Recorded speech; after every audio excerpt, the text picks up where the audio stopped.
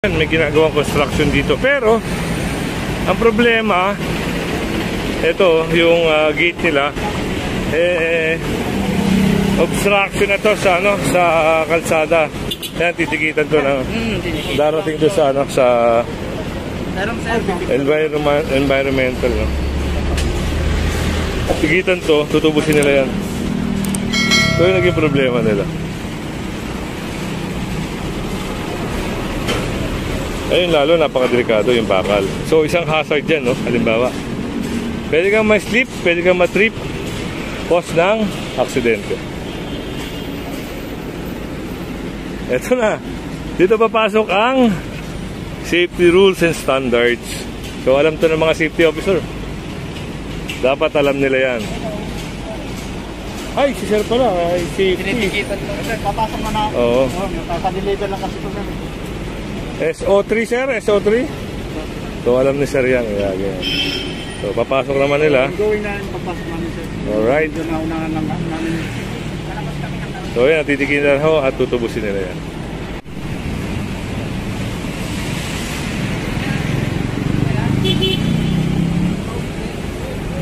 Kayo rin ang mag-issue ng permit pag magkaroon kami ng pero internet. Ano po, opisina. Saan po ang opisina nyo sir? Pagka nagkaroon kami ng puring abogero intervention. Pero pumunta na po kami sa barangay sir. Okay naman sa barangay. So yun, papasok yung pouring activity. Ang alam natin dyan, coordination sa LGU at the same time meron din coordination sa MMDA kung sino nakakasama dito. Kasi yung pouring, explain ko lang sa inyo gagamit sila ng kalsada. So hindi makakapenetrate yung concrete pump dito at the same time yung mixer. So nagkukos ng traffic yon, lalo na pag umaga. Mas maganda gawin yon gabi, pero kailangan nila ng permit. So kuha sila ng permit para doon, no? Bagay, malapit na kayo. Pag nakapag gano'n na kayo, bubuhos na sila sir. So in-explain ni sir in-explain na sa kanila kay sir, no? Yung safety officer nila dito.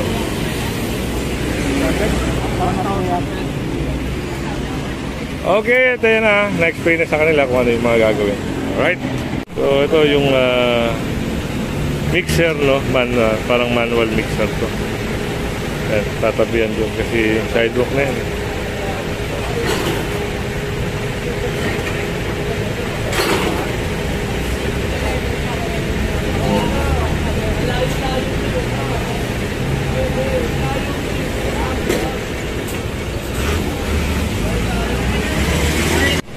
So ito, signage, harang sa bangketa. Ito, pinakay.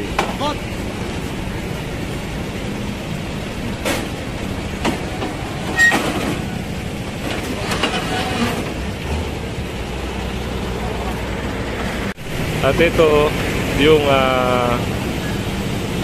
hindi natin alam kung anong tawag dyan sige, sabihin natin signage yun na pero ito nakuha rin, no? Sa sidewalk doon, banda nakalabas sa sidewalk. So dito ayun, buwan.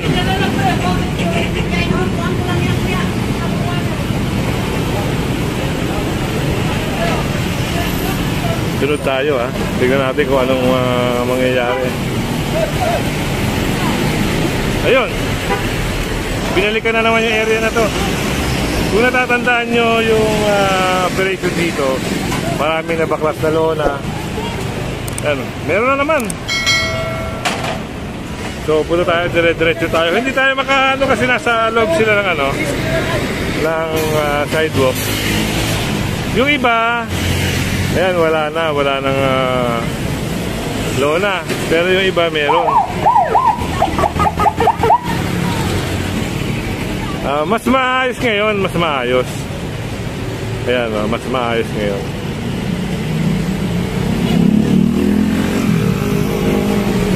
Diba? Wala nang masyadong trapal-trapal.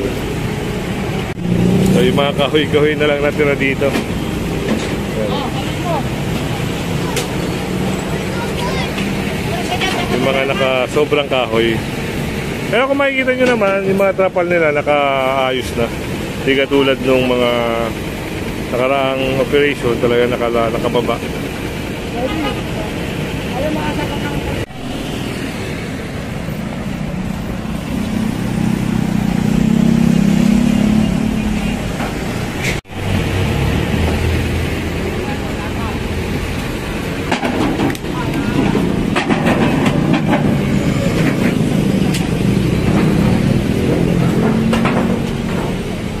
Ay, ito, napansin dito, sobra.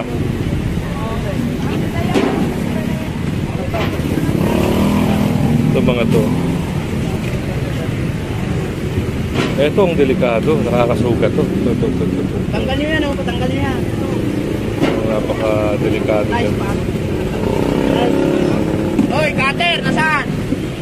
Cutter, nasalin nyo to. Ito yun, no? Tatanggalin. Disgrata yung tao dyan.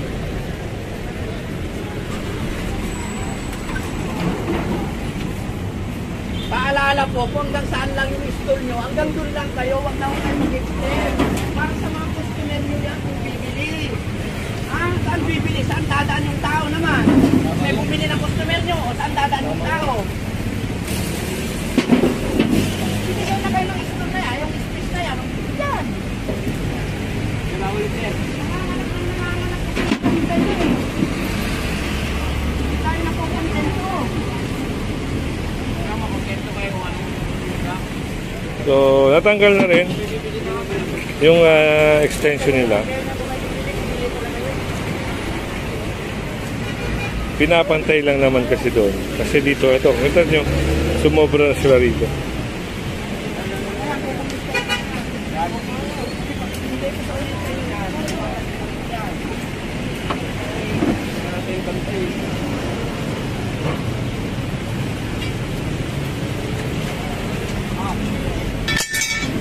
So, yun alis na. At sunod tayo sa operation.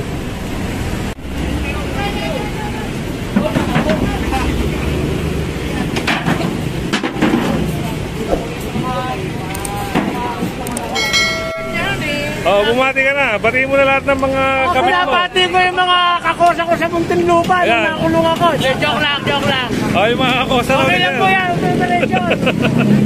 Normal yan. Marami palang kakosa to, sir. Sino mga kakosa mo rin, sir? Wala, bibiro lang. Bibiro lang. Oh, yun. So, dito napansin din yung mga lamesa.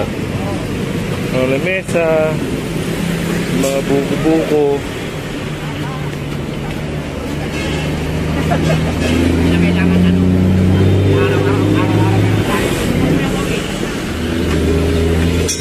Gawa na yung buwan.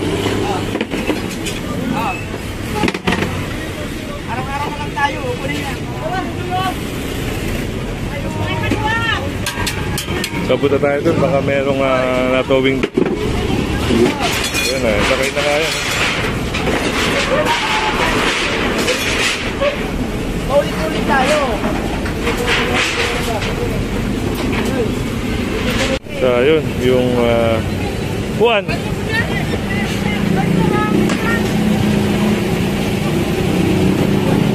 Nakabalandra. Hindi nakakita rin. Hoy, tao! So, yung mga case na nasa sidewalk. Ayun. Sinabihan na kasi sila. Oh, yun. Dito kasi nakalagay sa sidewalk. Kaya yung sinakay na roon sa truck.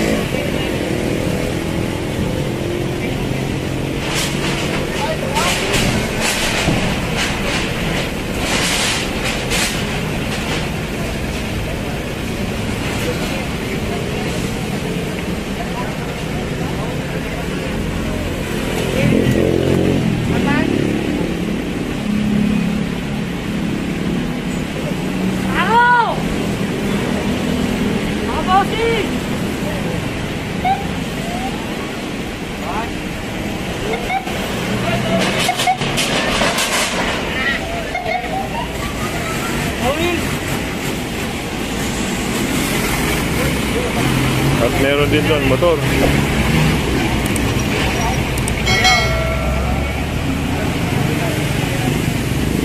So, isa, dalawa, tatlong motor. Ito, isa. Oh, dati narating nyo lang, tilisan niya.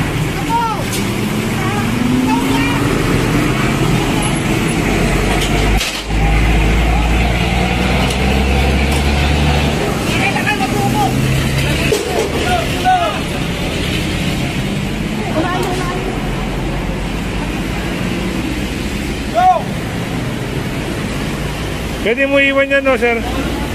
Sa kanila. Kasi may helmet ho eh, kaya mas maganda ibalik na lang yung helmet.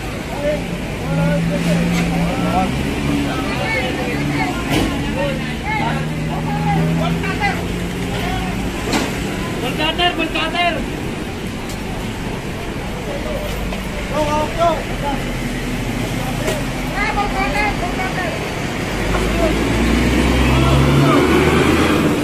Dito.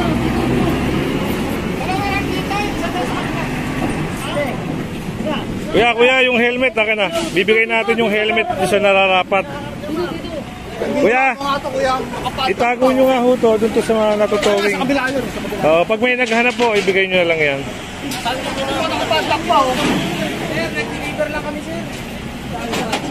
Yun na pala yung may-ari, si kuya pala yung may-ari.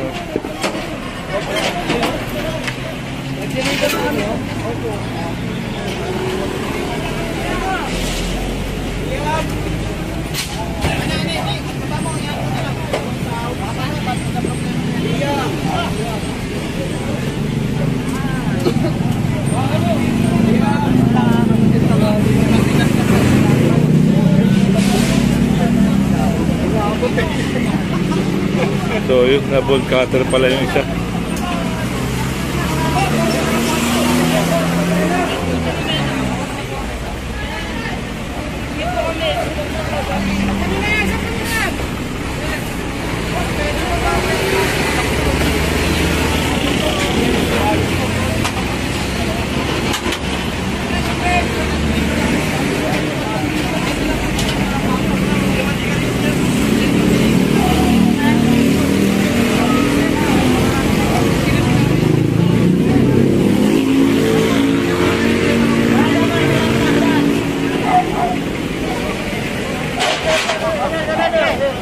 Dalawa lang dyan para...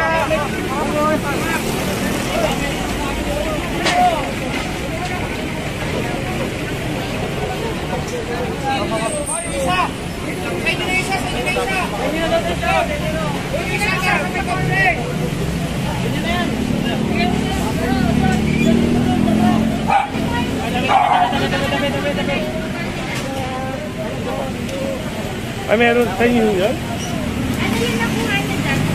Ay, hindi ko po alam. Tanong nyo alam po.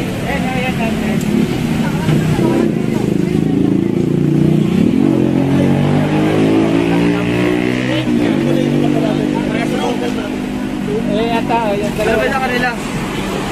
Saan dinadala yung mga yan? Tumana po. Ha? Tumana po. Galing na po. Ano yan? Parang kukuhanan nila yung tubusin? Opo.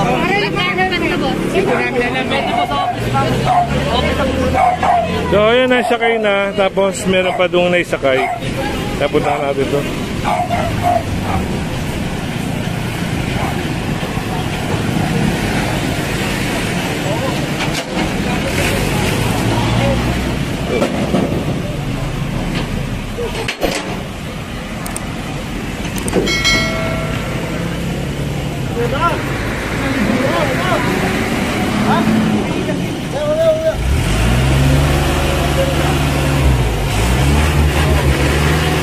At ito, nakita nyo naman, no? Yan. Pinakay, at ito idadalhin sa Tumana, Marikina. Dito, meron din. Parang, dahil kasama to, sir? Kasama lang. Opo. Dapat kanina pa. Hindi nyo nakita, sir? Hindi nyo na napansin yung yung operation. Po. Ay, hindi po ako. Sila po. Sila po. Debo! Tatagalin mo yan ba? O, tagalin mo yan, pero kung unang ito. Kuya, hindi rin naagapan yung motor niya. Sa inyo yan, sir? Sa inyo? Wala, hindi kasi naiwan yung susig eh. Ay, hindi naiwan. Pumasok eh. Papasok na sa amin, may parkinga naman dun eh. Nakalimutan na yung pasok. Yun ang problema. Pwede naman yan. Kasi hindi ba uunin? Magkano ba yan?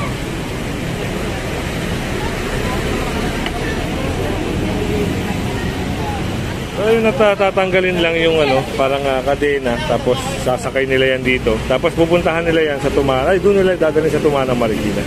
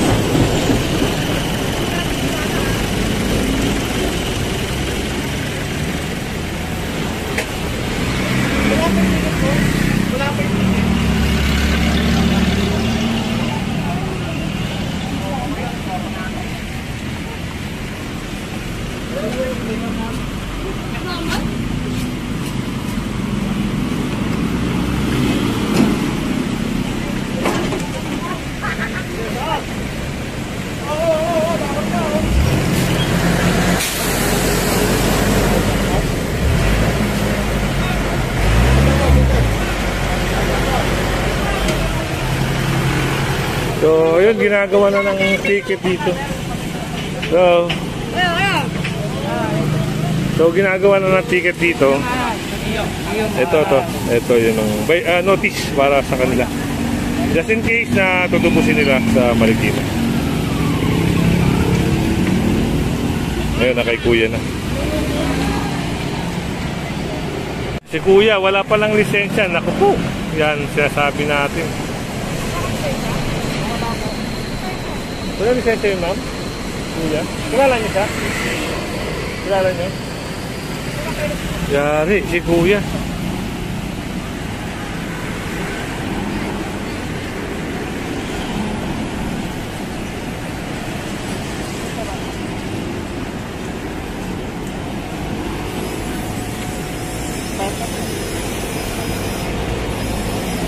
Walang lisensya, sir? Wala kayong lisensya? Wala. Paano pag ganyan, sir? Anong gagawin pag ganyan? Tawagin na lang ito, sir. Impound, sir? Oo, kasi unang-una, nagkakalaso na walang lisensya. Oo. Pangalawa, kaya na to. So, yun. Rinig nyo naman, no? Baka ito ay mataw. So, hintayin natin kung anong mangyayari. So, ito. Parang itutowing nga itong tricycle. Gawa ng si Kuyang driver. Wala siyang lisensya.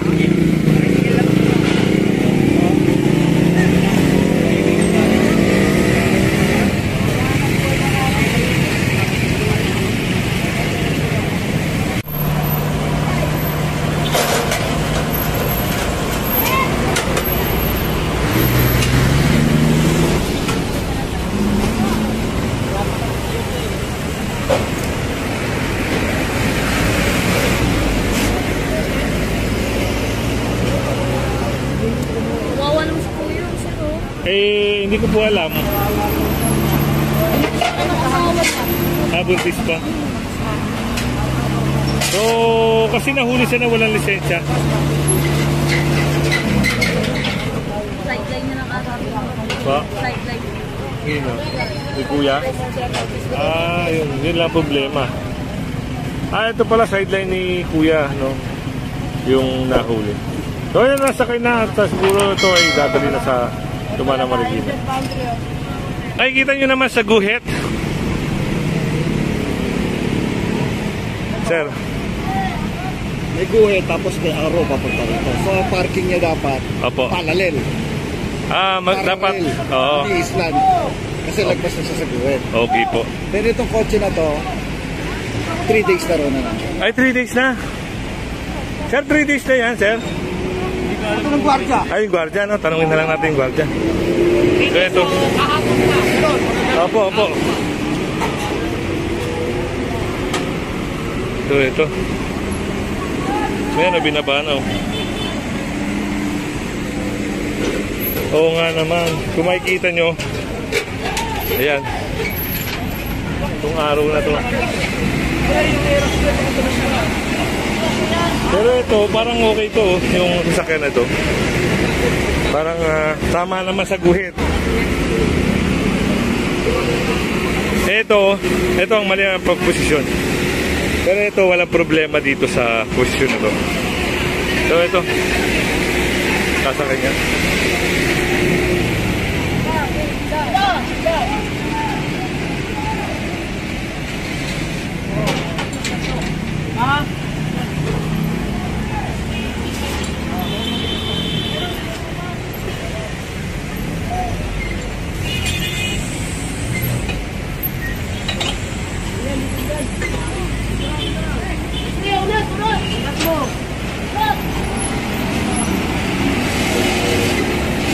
Kalayaan.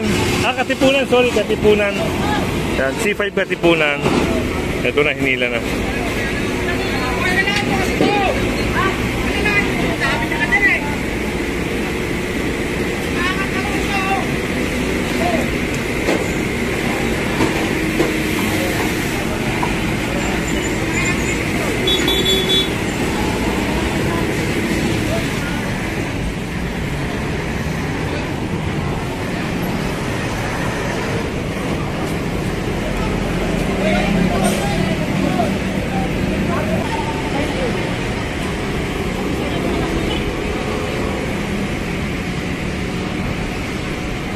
So binaba muna itong isang motor para may isa kayong puting sasakyan. Hanggang ngayon wala pa rin may-ari, no? Ang sabi, 3 araw o 2 araw na ito nandito.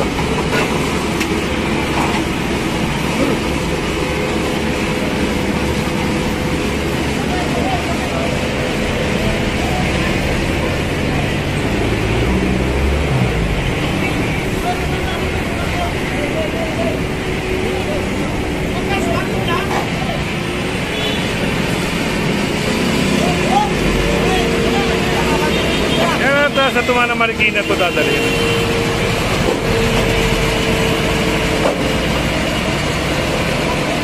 So dito isang taxi rin yung naisa kayo. Yan. Hindi na natin na-cover eh.